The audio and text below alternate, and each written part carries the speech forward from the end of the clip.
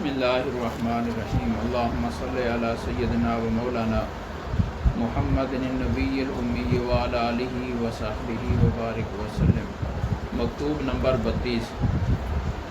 اس کمال کے بیان میں جو صحابہ کرام رضوان اللہ تعالی علیہم اجمعین کے ساتھ مخصوص ہے اور اولیاء میں سے بہت کم اس کمال کے ساتھ مشرف ہوئے ہیں، اور حضرت امام مہدی رضی اللہ عنہ وہ کمال بدرجہ اتم ظہور پذیر ہوگا، اور وہ کمال جذبہ اور سلوک کی نسبت کے اوپر ہے۔ اور اس بیان میں کہ صنعت کا کمال بہت سے افکار کے آپس میں ملنے پر موقوف ہے، اور اس کی زیادتی بہت سے نظریات اور افکار کی مطابقت اور پیروی کرنے پر منحصر ہے۔ مرشد کی نسبت اگر اسی خالصیت اور اصلیت پر رہے تو نقصان کا سبب بن جاتی ہے۔ ہدایت یافتہ مرید اس کو کامل کر سکتا ہے، اور اس کے مناسب امور کے بیان میں مرزا حسام الدین احمد کی طرف ارسال فرمایا ہے۔ اب یہ اجمال ہے اور عنوانات ہیں، جب تک ان کی تفصیل سامنے نہیں آتی تو ہمیں اس میں سے کچھ نہیں سمجھ آیا ابھی کیا فرمایا گیا۔ یہ تو اس خط کے عنوانات ہیں۔ اب آگے خط شروع ہو رہا ہے۔ آپ کا بزرگی والا مکتوب مبارک صادر ہوا۔ اللہ تعالیٰ کی حمد اور اس کا احسان ہے کہ دور پڑے ہوئے کو آپ بھولے نہیں، اور کسی نہ کسی موقع پر یاد آ ہی جاتے ہیں۔ آپ نے پیر دستگیر یعنی حضرت خواجہ باقی باللہ علیہ رحمہ کی نسبت خاصہ کے معلوم نہ ہونے کے بارے میں لکھا تھا، اور اس کا سبب دریافت کیا تھا کہ حضرت خواجہ باقی باللہ رحمہ اللہ کی نسبت خاصہ معلوم نہیں ہے، متعین نہیں ہے، تو اس کی کیا وجہ ہے؟ میرے مخدوم اس قسم کی باتوں کی تشریح، تحریر بلکہ تقریر میں بھی مناسب نہیں، کیونکہ معلوم نہیں کسی کے سمجھ میں کیا آئے اور اس سے کیا نتیجہ اخذ کرے۔ اس لیے پیر طریقت کے ساتھ حسن ظن رکھتے ہوئے اس کی خدمت میں حاضر ہونا یا زمانہ دراز تک پیر کی صحبت میں رہنا ہر لحاظ سے ضروری ہے، وبدون ہی خرط القداد، کہ اس کے علاوہ بے فائدہ رنج اور محنت اٹھانا ہے۔ آگے ایک شعر لکھا فارسی میں جس کا ترجمہ یہ ہے کہ پرسکون اور چاندنی ہو ایک رات، تجھ سے دل بر کی کہوں ایک ایک بات۔ لیکن اس بنا پر کہ سوال کا جواب ضرور ہونا چاہیے، یہ فقیر اس قدر ظاہر کرتا ہے کہ ہر مقام کے علوم اور معارف مختلف ہوتے ہیں۔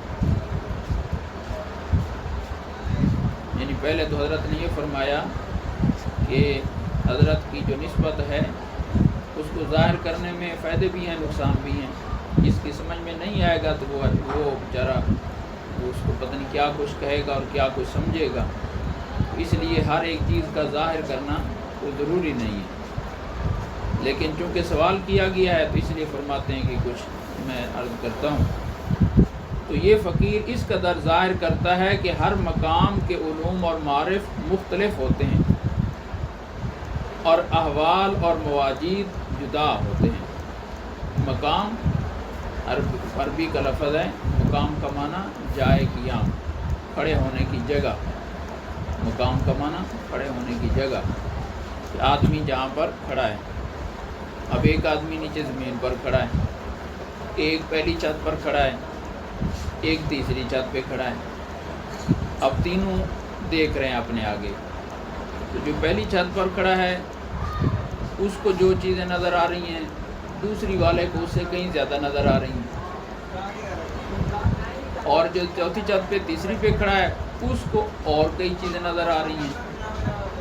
تو یہ جو فرق ہے کہ تینوں کو چیزیں الگ الگ نظر آ رہی ہیں. نگاہ کا فرق نہیں ہے کہ تینوں کی نظر شاید ایک ہی تیز ہے دوسرے کمزور ہے، اس کا بھی فرق نہیں ہے. آگے اس کا بھی فرق نہیں ہے کہ اس کے آگے جو ہے وہ جو ہے فضا کشادہ ہے اور اس کے آگے فضا میں ابرآلود ہے یا گرد ہے، وہ بھی نہیں ہے. وجہ صرف یہ ہے کہ تینوں کا مقام برابر نہیں، یعنی کھڑے ہونے کی جگہ تینوں کی ایک نہیں ہے. تو جو ہاں کھڑا ہے اس کو اسی کے مناسب چیزیں نظر آنی ہیں. تو یہ مطلب ہے کہ ہر مقام کے علوم و معارف مختلف ہوتے ہیں. تو آدمی کا مقام بدلتا جاتا ہے تو اسی کے اپنے علوم بھی بدلتے جاتے ہیں. آپ یہ نہیں کہیں گے کہ یہ اس کی باتوں میں تضاد ہے، پہلے کچھ کہتا تھا اب کچھ کہتا ہے. وہ تضاد نہیں ہے، وجہ یہ ہے کہ اس کا مقام بدل گیا ہے. تو پہلے جو اس نے بات کی ہے وہ پہلے مقام کے مطابق وجہ سے کہی ہے. اب وہ جو اس کا مقام بدل گیا اب اس کو کچھ اور نظر آنا ہے، تو اب اس نے جو بات کہنی ہے وہ نئے مقام کے مطابق کہنی ہے. تو ہمیں لگتا ہے کہ اس کی باتوں میں تضاد ہے. تو یہ ہے، تو ہر مقام کے علوم اور معارف مختلف ہوتے ہیں اور احوال اور مواجید جدا ہوتے ہیں. کسی ایک مقام میں ذکر اور توجہ مناسب ہیں، یعنی مرید جس مقام میں ہے تو وہاں ذکر زیادہ فائدہ دیتا ہے یا شیخ کی توجہ زیادہ فائدہ دے رہی ہے اس کو. اور کسی دوسرے مقام میں تلاوت قرآن مجید اور نماز مناسب ہے. اگر مرید کسی اور مقام میں چلا گیا ہے وہاں اس کو فائدہ زیادہ اس سے ہونا ہے کہ قرآن مجید کی تلاوت زیادہ کرے، اور وہ بھی زیادہ تر نماز میں. نماز کے اندر قرآن پاک کی لمبی تلاوت زیادہ فائدہ دیتی. کوئی مقام جذبہ یعنی سیر انفسی کے ساتھ مخصوص ہے اور کوئی مقام سلوک یعنی سیر آفاقی کے ساتھ. اور کسی مقام میں یہ دونوں دولتیں مخلوط یعنی ملی جلی ہیں. اور کوئی مقام ایسا ہے کہ جذبہ اور سلوک کی دونوں جہتوں سے علیحدہ ہے، یعنی اس میں ان دونوں میں سے ایک بھی موجود نہیں ہوتی. نہ وہاں جذبہ فائدہ دیتا ہے نہ سلوک فائدہ دیتا ہے. نہ جذبہ کو اس مقام سے کوئی واسطہ ہے اور نہ سلوک کو اس مقام سے کوئی تعلق ہے. یہ مقام نہایت عجیب و غریب ہے. حضرت سرور عالم صلی اللہ علیہ وآلہ وصحبہ وسلم کے اصحاب کرام اس مقام کے ساتھ ممتاز اور اس بڑی دولت سے مشرف ہیں کہ وہ اس مقام میں ہیں کہ جہاں نہ جذبہ ہے نہ سلوک ہے. ان کو ترقی کے لیے نہ جذبے کی ضرورت ہے سیر انفسی اور نہ سلوک کی ضرورت ہے یعنی سیر آفاق. اس مقام والے کو دوسرے مقامات والوں سے پورا امتیاز حاصل ہے، یہ دوسروں سے ممتاز ہے. اور اس مقام والے حضرات ایک دوسرے کے ساتھ بہت کم مشابہت رکھتے ہیں، یعنی جو اس مقام میں پہنچے ہیں وہ ان کی آپس میں بھی مشابہت نہیں ہے، بخلاف دوسرے مقامات والے حضرات کے کہ وہ ایک دوسرے کے ساتھ مشابہت رکھتے ہیں، اگرچہ وہ مشابہت کسی ایک لحاظ سے ہو اور دوسری وجہ سے نہ ہو. یعنی جو اس سے نیچے والے مقامات ہیں اس میں جو حضرات ہوتے ہیں ان کی آپس میں مشابہت ہوتی ہے کیونکہ وہ دونوں ایک مقام میں شریک ہونے کی وجہ سے مناسبت رکھتے ہوتے ہیں ایک دوسرے سے کہ دونوں کا مقام ایک ہوتا ہے. اور یہ جو آخری مقام ہے یہاں چونکہ یہ کوئی مقام متعین نہیں ہے اس لیے یہاں یہ نہیں کہہ سکتے کہ یہاں سب کا مقام ایک ہی ہے. اور یہ نسبت اصحاب کرام رضی اللہ عنہم کے بعد انشاءاللہ تعالی حضرت امام مہدی موعود علیہ الرضوان میں پوری طرح ظاہر ہوگی.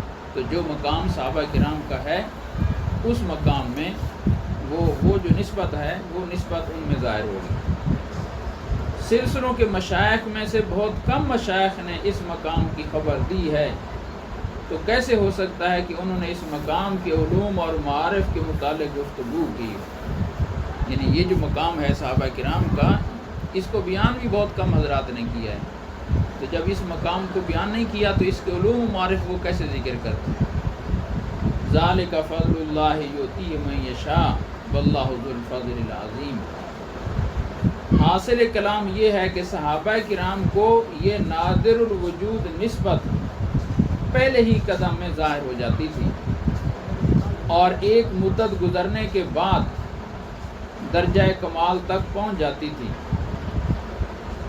یہ نسبت جس میں نہ جذبہ ہے نہ سلوک۔ اور دوسرے شخص یعنی غیر صحابی کو اگر اس دولت سے مشرف کرتے ہیں اور صحابہ کرام کی نسبت کے قدم پر تربیت دیتے ہیں تو وہ جذبہ اور سلوک کی منزلوں کو قطع کرنے اور ان کے علوم اور معارف کو طے کرنے کے بعد اس دولت عظمیٰ سے سعادت مند اور سرفراز فرماتے ہیں۔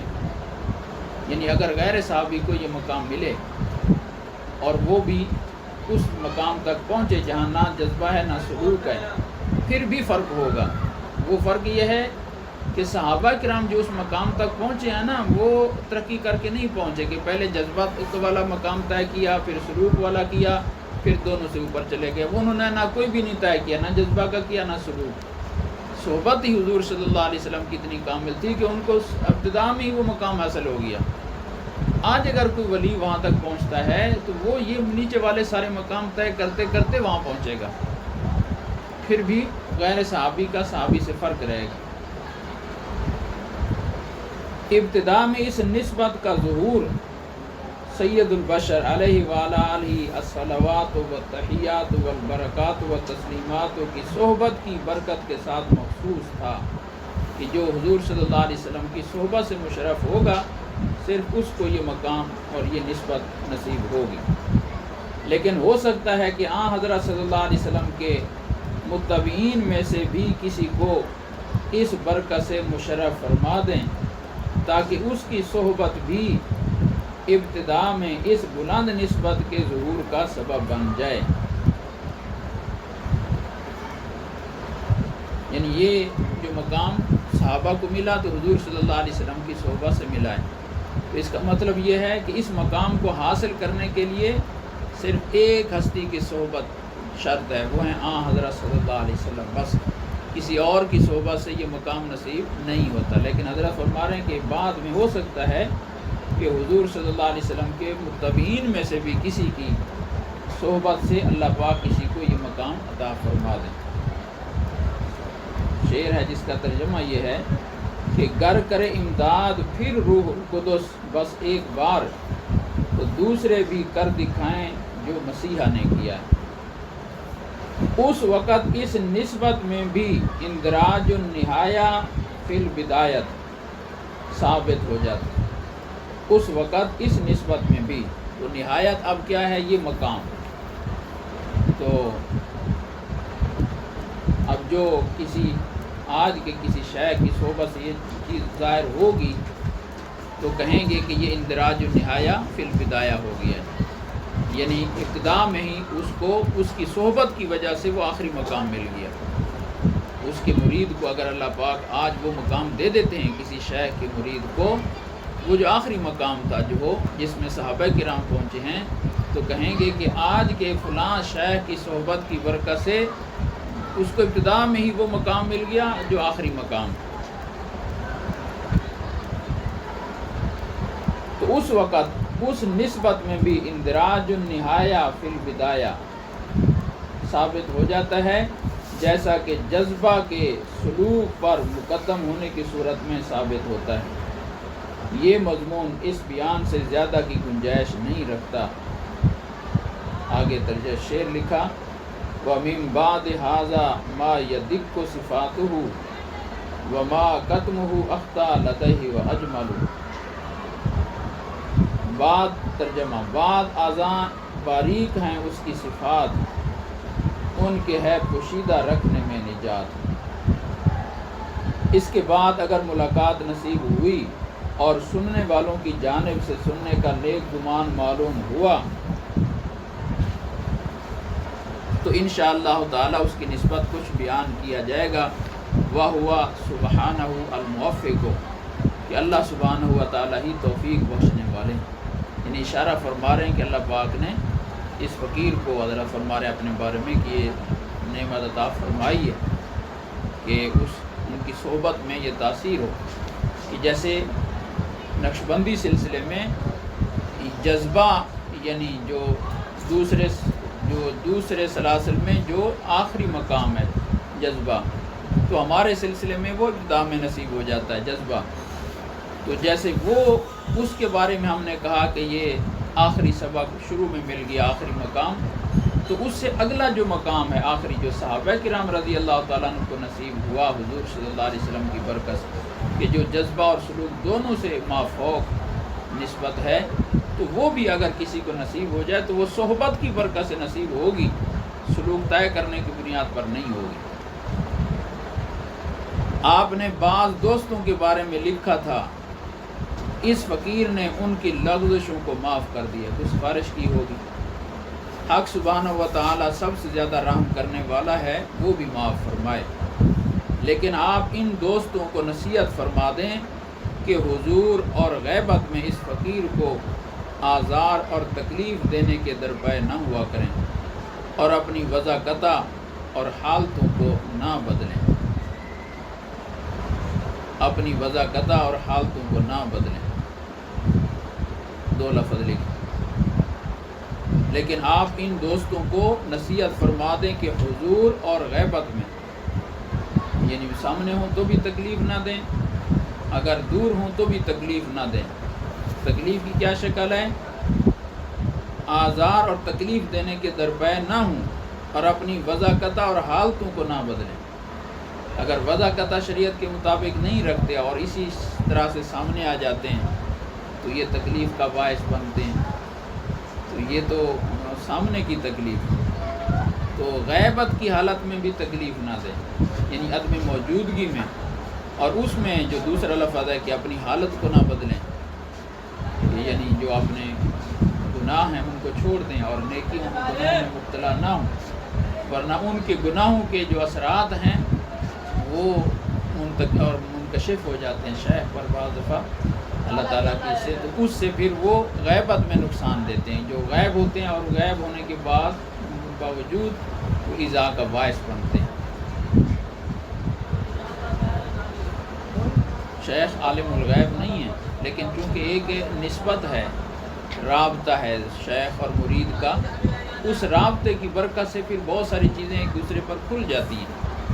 اور یہ ہمارا تجربہ ہے، مشاہدہ ہے کہ شیخ کے دل میں ایک بات آتی ہے تو مرید کے دل میں بات آ جاتی ہے. مرید کی حالت اللہ پاک شیخ پر کھول دیتے ہیں، وہ کھل جاتی ہیں حالتیں.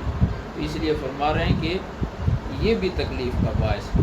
تو جب شیخ پر کھل رہی ہیں تو حضور صلی اللہ علیہ وسلم پر کھل رہی ہوں مرید امتی کی حالتیں، اور حضور صلی اللہ علیہ وسلم کے لیے باعث بنتا ہے امتی گناہ کر کے، کہ جب وہ گناہ کرتا ہے تو گویا وہ حضور صلی اللہ علیہ وسلم کے لیے باعث ایذا بنتا ہے. اس فقیر نے ایک دفعہ گزشتہ سال غالباً تراویح میں قرآن پاک سنتے سنتے، یا اس سے پچھلے رمضان میں، یہ جو آیت ہے مشہور درود پاک کے حکم میں جس کا حکم دیا گیا ہے، ان اللہ و ملائکتہ یصلون علی النبی، کہ اللہ تعالیٰ اور فرشتے یصلون صلاۃ بھیجتے ہیں، یا ایھا الذین آمنوا صلوا علیہ وسلموا تسلیما، صلاۃ بھی بھیجو، سلموا تسلیما، سلام بھی بھیجو. اب سلام کا معنی سلامتی ہے. تو اب سلام کے 2 معنی ہیں. ایک ہے زبان سے کہو السلام علیکم یا رسول اللہ، سلام حضور صلی اللہ علیہ وسلم پر سلام بھیجنا، یا جو بھی سامنے ہوں تو حاضر کے سیغوں کے ساتھ، دور ہوں تو جو حضور صلی اللہ علیہ وسلم نے الفاظ سکھائے ہیں، تو یہ زبانی سلام ہے. تو یہ بھی سلام ہے، یعنی سلامتی تمہاری طرف سے حضور صلی اللہ علیہ وسلم کو سلام پہنچے. حاصل یہ آیت کا اللہ تعالیٰ کا حکم. تو سلام کا معنی زبان سے سلام پہنچے، اور دوسرا معنی کہ تمہاری طرف سے حضور صلی اللہ علیہ وسلم کو سلامتی پہنچے، تکلیف نہ پہنچے، تکلیف نہ پہنچے. تو وہ یعنی تمہاری حالت سے بھی تکلیف نہ پہنچے. اب یہ جو آیت ہے، اب اس سے اگلی جو آیت اللہ تعالیٰ نے ذکر کی ہے، اس سے اگلی آیت وہ دوسرے معنی کی طرف اشارہ کرتی ہے. اس سے اگلی آیت کیا ہے کہ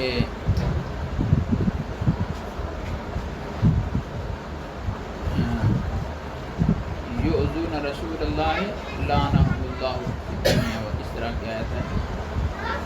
یعنی دوسری اگلی آیت میں حضور صلی اللہ علیہ وسلم کو ایذا دینے پر سخت وعید آئی ہے کہ جو لوگ اللہ اور اس کے رسول صلی اللہ علیہ وسلم کو ایذا دیتے ہیں تو اللہ تعالیٰ نے دنیا آخرت ان پر ان کی لعنت کی ہے۔ ایذا کا اب مطلب یہ ہے کہ حضور صلی اللہ علیہ وسلم کے لیے باعث ایذا نہ بنو، باعث تکلیف نہ بنو، سلامتی کا باعث بنو۔ تو یعنی امتی کا نیکیوں میں مشغول ہونا اور گناہوں سے بچنا یہ بھی عملی سلام ہو گیا۔ سلام کا معنی سلامتی، یعنی اس سے حضور صلی اللہ علیہ وسلم کو خوشی ہو رہی ہے، تکلیف نہیں ہو رہی۔ اگر گناہ کرو گے تو اس سے حضور صلی اللہ علیہ وسلم کو تکلیف ہوگی۔ تو اس لیے حضرت فرما رہے ہیں کہ ان کو چاہیے کہ وہ میری ایذا کا باعث نہ بنے، نہ میرے سامنے نہ میری عدم موجودگی میں، میری دوری میں۔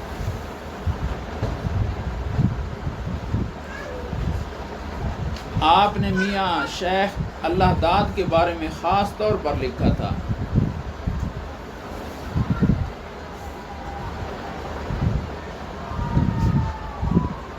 شیخ میاں اللہ داد کے بارے میں نیچے لکھا ہے کہ شیخ اللہ داد کے متعلق مولانا محمد ہاشم کشمی زبدۃ المقامات میں تحریر فرماتے ہیں کہ جس زمانے میں حضرت خواجہ باقی باللہ قدس سرہ لاہور سے ماوراء النار ترکستان تشریف لے جانے کی تیاری فرما رہے تھے تو شیخ اللہ داد حضرت کی خدمت میں حاضر ہوئے اور بیعت ہو کر طریقہ نقشبندیہ حاصل کیا، اور سفر سے واپسی پر حضرت خواجہ نے درگاہ کی خدمت اور مہمانوں کے قیام و طعام کا انتظام شیخ کے سپرد کر دیا تھا۔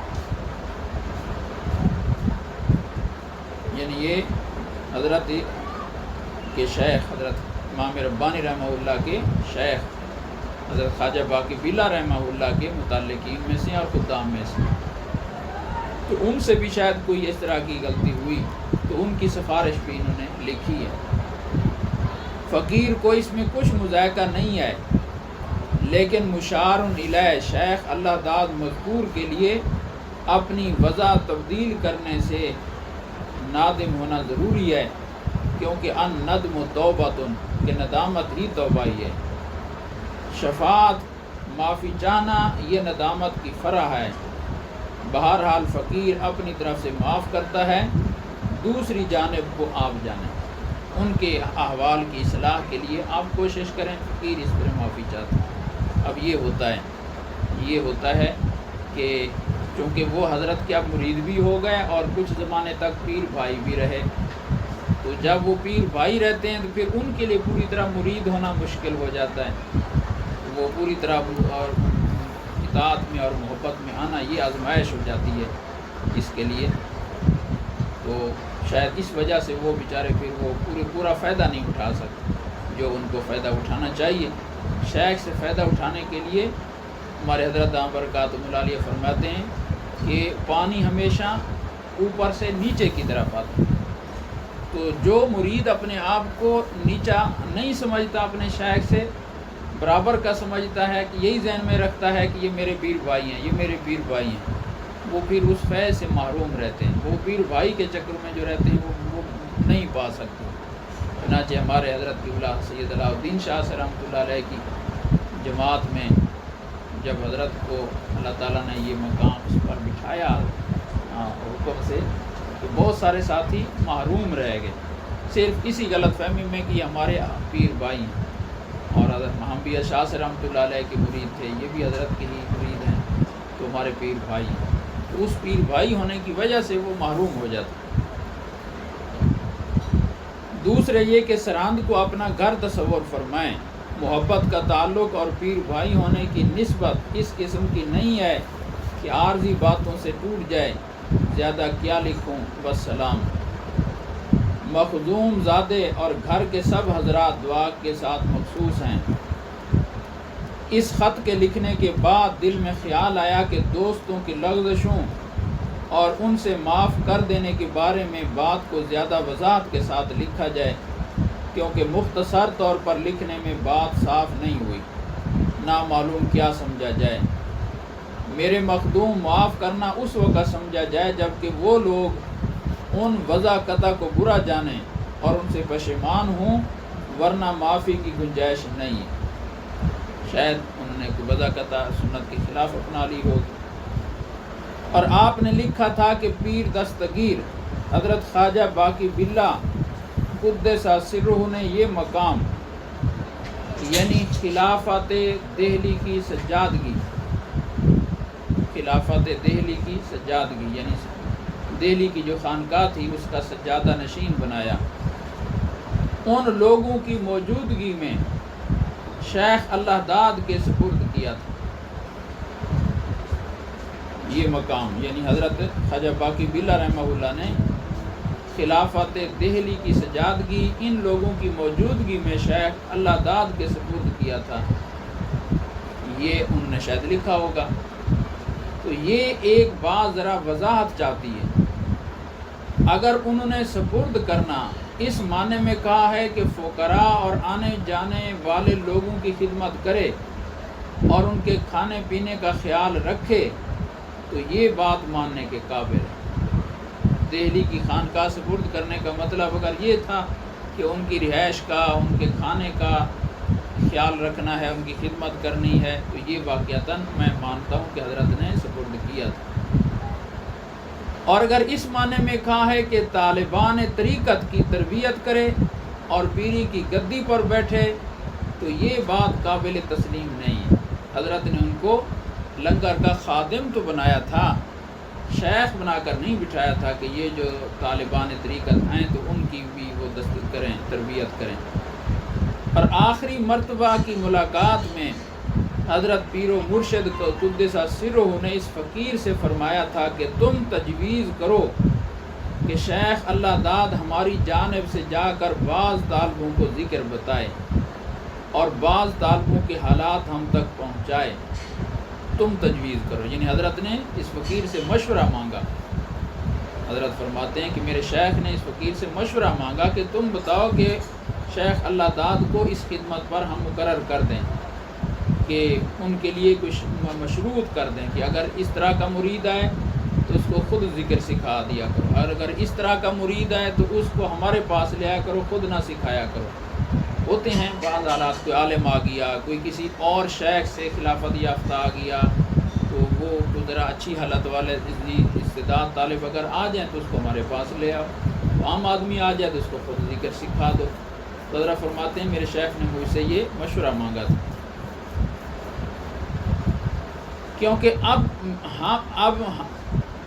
کیونکہ اب ہمیں اپنے سامنے بلانے اور ذکر بتانے اور احوال پوچھنے کی طاقت نہیں ہے۔ یہ حضرت نے فرمایا کہ اب فقیر بوڑھا ہو گیا تو چاہتا ہے کہ ان کا اپنا معاون بنائے۔ فقیر اس بارے میں بھی تردد میں تھا، مجھے اس پر بھی ان کے لیے شرح صدر نہیں تھا، چونکہ ضرورت تھی اس لیے اس فقیر نے بھی اس قدر تجویز کر دیا کہ ہاں حضرت ٹھیک ہے، آپ ان کو اتنا مقرر کر دیں۔ تو اس قسم کی تبلیغ محض ایک طرح کی سفارت کی قسم سے ہے، یعنی وہ ان کو خلافت ملی ہے لیکن وہ مستقل خلافت نہیں تھی، وہ ایک سفیر تھے میرے حضرت کی طرف سے، سفارت کی خلافت، خاص طور پر جب کہ ضرورت کی وجہ سے ہو، اور وہ بھی چونکہ ضرورت کی وجہ سے تھی۔ وَالضَّرُورَةُ تو تقدر بے قدرہا، کہ ضرورت کی چیز بقدر ضرورت ہی حاصل کی جاتی۔ بس یہ سفارت بھی عام مصروف قدس سرہ کی زندگی تک ہی رہے گی۔ اب چونکہ وہ حضرت کے صرف سفیر تھے کہ حضرت تک لے آئیں، تو جب حضرت رہیں گے تو لے آئیں گے، جب وہ حضرت دنیا سے تشریف لے گئے اب ان کا وہ کام بھی ختم ہو گیا، اب حضرت کے پاس کیسے لے کے آئیں گے؟ تو ایسی جو خلافت ہوتی ہے وہ فرماتے ہیں وہ شیخ کی زندگی تک ہوتی ہے، ہمیشہ کے لیے نہیں ہوتی، کیونکہ مستقل خلافت تو تھی نہیں وہ۔ عام موصوف قدس سرہ کی رحلت فرمانے کے بعد ان کی طرف سے ذکر بتانا اور طالبوں کا حال پوچھنا یہ خیانت میں داخل ہے۔ اب اگر شیخ اللہ داد اس طرح کی بات کو کام کرتے ہیں تو وہ خیانت ہے۔ کیسی عجیب بات فرمائی۔ آپ نے تحریر فرمایا تھا کہ پیر دستگیر حضرت خواجہ باقی باللہ قدس سرہ کی نسبت باقی رہتی ہے، یعنی اس میں زیادتی اور نقصان واقع نہیں ہوتا، یعنی حضرت خواجہ باقی باللہ رحمہ اللہ کی جو نسبت تھی حضرت کی زندگی میں، وہ من و عن آج بھی موجود ہے یا اس میں کوئی کمی زیادتی ہوئی ہے؟ یہ ان کا سوال ہے اور بڑا اہم سوال ہے۔ میرے مخدوم، ہر فن اور صنعت کا مکمل ہونا بہت سی فکروں کے ملنے پر موقوف ہے۔ کوئی بھی کام ہے، کوئی بھی فن ہے، جب اس میں کئی فکریں شامل ہو جاتی ہیں تو وہ فن مکمل ہو جاتا ہے، اس کی تکمیل ہوتی ہے۔ جو علم نحو سیبویہ نے وضع کیا تھا، متاخرین کی فکروں نے اس کو 10 گنا زیادہ کر دیا، یعنی جو اس کے اصل بانی ہیں انہوں نے تھوڑا سا مقرر کیا، پیچھے والوں نے اپنی طرف سے اس میں اپنی فکریں اور اپنی تجاویز شامل کرتے کرتے کرتے بہت لمبا چوڑا فن بنا دیا تو مکمل کر دیا۔ اسی اصلیت پر رہنا خود عین نقص ہے، یعنی شیخ جس نسبت کو جس حالت پر چھوڑ گئے ہیں اس نسبت کا اسی حالت پر رہنا اور اس میں تبدیلی نہ آنا، یہ خود ایک نقص کی چیز ہے۔ تو اس کا معنی یہ ہے کہ اس کے اندر کوئی نئی چیزیں شامل نہیں ہوئیں اور اس پر کوئی محنت نہیں کی گئی، تو اس لیے اس کا کمال یہ ہے کہ اس میں نئی نئی فکریں شامل ہوں اور نئی چیزیں شامل ہوں۔ اب یہ بہت اہم بات ہے اور یہ رکاوٹ بنتی ہے کسی بھی شیخ کے مرید کے لیے دوسرے کے پاس جا کر، خاص طور پر وہ اسی شیخ کا وہ خلیفہ اس کا جانشین بنے۔ اب وہ جو پہلے شیخ سے بیعت ہوتے ہیں وہ کہتے ہیں ہمارے بڑے حضرت کے دور میں تو یہ کام یوں نہیں ہوتا تھا، اب یوں ہو جاتا ہے، بڑے حضرت کے دور میں تو یہ کیفیات ہوتی تھی، اب وہ نہیں ہوتی۔ وہ بالکل بعین ہی وہ چیز اسی حالت میں دیکھنا چاہتے ہیں اور فرماتے ہیں اس نسبت کا اسی حالت میں رہنا یہ نقص ہے کہ اس کے اندر اس کا معنی ہے کہ کوئی ترقی نہیں ہوگی، کمال نہیں ہوا، کوئی فکریں اور شامل نہیں ہوئی۔ ہمارے بھی یعنی جیسے میں نے شروع میں عرض کیا شاہ سے رحمۃ اللہ علیہ کی بات، جب حضرت رحمہ اللہ کا اپنا ایک خاص حال تھا شاہ سے رحمۃ اللہ علیہ تعالیٰ کی، اب وہ ہم یہ کہیں کہ وہ حال اب ہمارے حضرت کی اس میں صحبت میں نہیں نظر آتا اور وہ کیفیت نہیں نظر آتی، تو حضرت فرما رہے ہیں کہ یہ تو نقص کی چیز ہے کہ اگر اس میں کوئی تغیر اور تبدل اور کوئی چیز اس میں نہیں آتی تھی، عین نقص ہے۔ اسی اصلیت پر رہنا خود عین نقص ہے۔ وہ نسبت ہے جو حضرت خواجہ نقش بند سید بہاء الدین بخاری قدس سرہ رکھتے تھے، حضرت خواجہ عبد الخالق کی جو دیوانی قدس سرہ کے زمانے میں نہیں تھی، یعنی حضرت خواجہ بہاء الدین رحمہ اللہ نے جو نسبت چھوڑی، جس حالت پر چھوڑی، ان کے خلیفہ حضرت خواجہ عبد الخالق رحمہ اللہ کے دور میں اسی شکل پر وہ نہیں رہی، اس میں تبدیلی آئی ہے۔ اگر بالکل اسی حالت میں رہنا اس کا نقص تھا، تبدیلی آنا اس کے اندر تکمیل ہے، تو یہ اس کی تکمیل ہے۔ اور ہمیشہ تکمیل آسانی کی طرف آتی ہے، ہمیشہ جو تکمیل ہے وہ سہولت کی طرف آتی ہے، آسانی کی طرف آتی ہے۔ آسانی کا معنی یہ ہے کہ مشقت کم اور اجر پورا۔ اب امت میں یہی ہوا ہے کہ رسول اللہ صلی اللہ علیہ وسلم کے دور میں اور آج کے دور میں تھوڑے عمل پر آج بڑا اجر مل رہا ہے۔ بشارتیں حدیث پاک میں کہ آخر دور میں جو لوگ آئیں گے عمل تھوڑا کریں گے، ثواب ان کو اللہ پاک کو زیادہ دیں گے۔ تکمیل ہے، یہ اس سہولت کی طرف آ رہا ہے۔ خاص طور پر ہمارے حضرت خواجہ باقی باللہ قدس سرہ اس نسبت کی تکمیل کے درپیر ہیں۔ حضرت خود رحمہ اللہ اس نسبت کی تکمیل چاہتے تھے، درپیر ہیں، اور اس کو مکمل نہیں جانتے تھے۔ حضرت فرماتے ہیں کہ میرے شیخ خود چاہتے تھے کہ ابھی نسبت مکمل نہیں ہوئی، اس کی تکمیل ہونی چاہیے۔ اگر ان کی زندگی وفا کرتی، یعنی مزید زندہ رہتے، تو اللہ تعالیٰ جل شانہ کے ارادہ کے ساتھ اس نسبت کو معلوم نہیں کہ کہاں تک لے جاتے۔ اس نسبت کے متعلق یہ کوشش کرنا کہ اس میں زیادتی اور اضافہ نہ ہو، یہ مناسب نہیں ہے کہ بالکل اسی حالت پر رہے جس حالت پر وہ چھوڑ گئے ہیں، یہ تو نقص کی بات ہے، اس میں اضافہ ہونا چاہیے۔ یہ فقیر نہیں جانتا کہ یہ نسبت ایک ہی مقام پر کس طرح باقی رہے گی۔ آپ خود ایک علیحدہ نسبت رکھتے ہیں جو ان یعنی پیر و مرشد کی نسبت سے کچھ تعلق نہیں رکھتی۔ یہ بات کئی دفعہ حضرت قدس سرہ کے حضور میں متعین ہو چکی تھی۔ بیچارہ شیخ اللہ داد کیا جانے کی نسبت کیا ہوتی ہے، تھوڑا سا قلبی حضور اس کو حاصل ہے، نیز اس کو خود بھی معلوم ہے کہ اس کی کیا حالت ہے۔ بیان فرمائے کہ اس نسبت کا باقی رکھنے والا کون ہے تاکہ فقیر بھی اس شخص کا مددگار ہو۔ ذرا فرماتے ہیں کہ چلو میں نے اگر اس میں تبدیلیاں کر دی ہیں تو میرے شیخ کے اور بھی تو خلفاء ہیں، اگر کسی نے بالکل بعین ہی وہی نسبت رکھی ہوئی ہے تو مجھے بتاؤ کہ فلاں کے ہاں وہ نسبت اسی حالت پر قائم ہے تو میں اس کے پاس چلا جاتا۔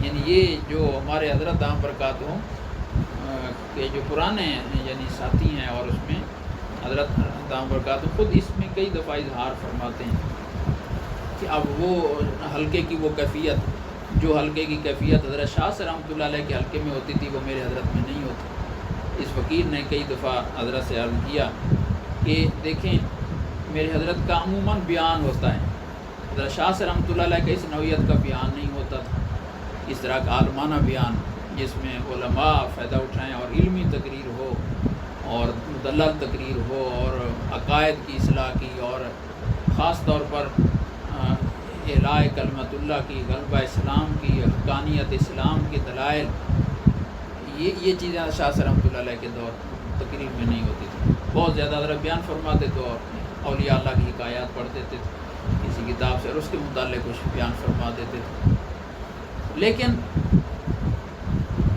اس میں اثر وہ ہو رہا ہے جو اس صحبت کا ہونا چاہیے تھا۔ اب دیکھیں ایک آدمی ایک مجلس میں حاضر ہوتا ہے میرے حضرت کی اور ایک بیان سنتا ہے، اس کے عقائد بھی ٹھیک ہو گئے اور ایک ہی مجلس میں اس پر نسبت کا اتنا اثر ہوتا ہے کہ ایک ہی مجلس میں وہ داڑھی رکھ لیتا ہے۔ داڑھی رکھنا کوئی آسان کام ہے؟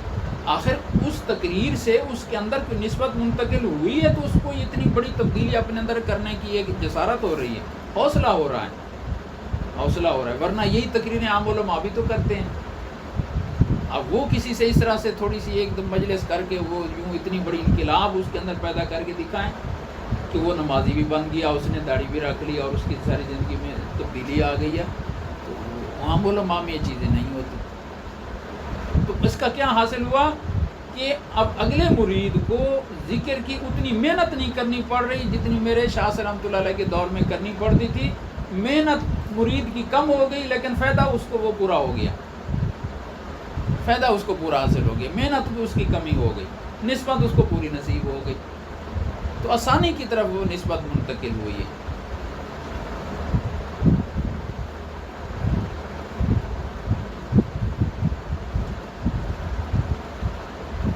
بیان فرمائے کہ اس نسبت کا باقی رکھنے والا کون ہے تاکہ فقیر بھی اس شخص کا مددگار ہو۔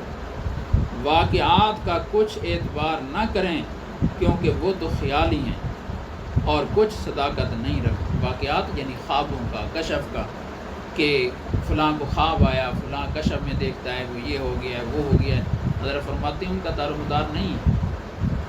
بیداری میں دیکھو، حقیقت میں دیکھو، شریعت کو دیکھو، سنت کو دیکھو، ظاہر کی آنکھ سے دیکھو، باقی کشف و کرامات پر، خوابوں پر اگر سلسلے کو اور تصوف کو اور اس کو چلاؤ گے تو ہدایت تھوڑی پھیلے گی، گمراہی زیادہ پھیلے گی۔ جو کشف و کرامات اور خوابوں کی بنیاد پر چلتے ہیں وہ فائدہ کم پہنچاتے ہیں لوگوں کو، نقصان زیادہ ہوتا ہے۔ آخر انجام کار ان کی وہ بہت کم ہی لوگ ہوتے ہیں جو بنیاد اس طرح پر بناتے ہیں اور پھر آگے وہ ہدایت پر بھی قائم رہتے ہیں۔ شیطان طاقتور دشمن ہے، اس کے بہکانے اور مکروں سے بچنا بہت مشکل ہے۔ تو اس کے شیطان کے مکر سے بچنے کا واحد راستہ شریعت کو مضبوط پکڑنا ہے، بس کہ شریعت کو مضبوط پکڑو اور یہ سمجھو کہ اگر کوئی الہام، کوئی کشف، کوئی خواب شریعت کا مددگار ہے تو سر آنکھوں پر اللہ پاک کی نعمت اور بشارت ہے، خوشخبری ہے۔ خدا نخواستہ اس سے ہمیں تھوڑا سا بھی ہٹا رہا ہے تو یہ تب ہوگا جب ہم اس کو بنیاد نہیں سمجھیں گے، اس کو اصل نہیں سمجھیں گے، اس کو بس ایک معاونی چیز سمجھیں گے، ورنہ ان کے اس کے اعتبار پر چکروں میں نہ جاؤ۔ اور آپ نے حاصل شدہ نسبتوں کے سلب ہونے کے بارے میں بھی لکھا تھا کہ جس کو ایک دفعہ نسبت حاصل ہو جاتی ہے تو دوبارہ وہ سلب بھی ہو جاتی ہے۔ میرے مخدوم، وہ سلب کرنا اختیار کے ساتھ نہیں تھا جیسا کہ آپ کے سامنے ذکر ہوا تھا، وہ سلب اب بھی اپنی حالت پر باقی ہے، دور نہیں ہوا۔ اس کے دور ہو جانے کا خیال کرنا وہم اور خیال ہے۔ وہ آواز جو دل سے سنیں اس حالت سے کوئی تعلق نہیں رکھتی۔ جب آگ کے انگارے کو سرد کر دیتے ہیں اور آگ اس سے ختم ہو جاتی ہے تو پانی ڈالنے کے بعد بھی کچھ آواز اس میں باقی رہتی ہے، لیکن یہ نہیں کہہ سکتے کہ ابھی آگ اس میں چھپی ہوئی ہے۔